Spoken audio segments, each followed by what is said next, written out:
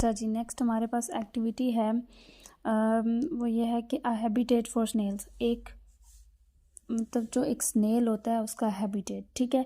You will need snails, soil, leaves, twigs, small rocks, water, plastic, fish tank and lid। यानी आपने जिस तरह से एक एक्वेरियम होता है, ठीक है, वो फिश का हैबिटेट होता है, इस तरह से आपने स्नेल का हैबिटेट बनाना है। और इसमें क्या होता है, ट्विग्स क्या होती हैं, बेसिकली ट्विग्स क्या होती हैं, अ स्मॉल ब्रांच, उसको क्या कहते हैं, ट्विग कहते हैं। ये वाली सारी चीज़ें आपको चाहिए एक स्नेल का हैबिटेट बनाने के लिए। You must wash hands with soap and water after touching soil, leaves, twigs और Snell's.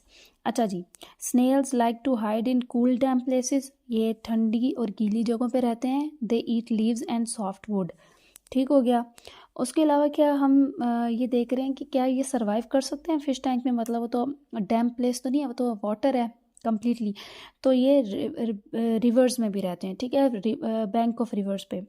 So they can survive in fish tank as long as the water conditions are suitable for both the snails and fish। अच्छा जी, make a habitat for snails in the fish tank, draw your ideas and then make the habitat। फिर अब उसका हमने habitat बनाना है, पहले सारी observation चीज़ें इकट्ठी करनी है ये सारी, फिर उनको एक प्रॉपर प्लास्टिक फ़िश टैंक बनाना है।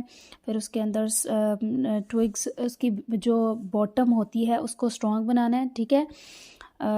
The bottom of your tank is an important component of a healthy aquarium. Most snails need some type of aquatic plants in the aquarium, which means you need to bury the roots in substrate। यानी आपको जो Snell's है उसके लिए आपने bottom जो है वो बहुत स्ट्रॉन्ग रखना है और अच्छा बनाना है, और उसमें क्या होनी चाहिए, रूट्स जो हैं वो मौजूद होनी चाहिए। और put the snails in the habitat and observe how they move and eat leaves, don't forget the lid और दे में एस्केप एंड डाई।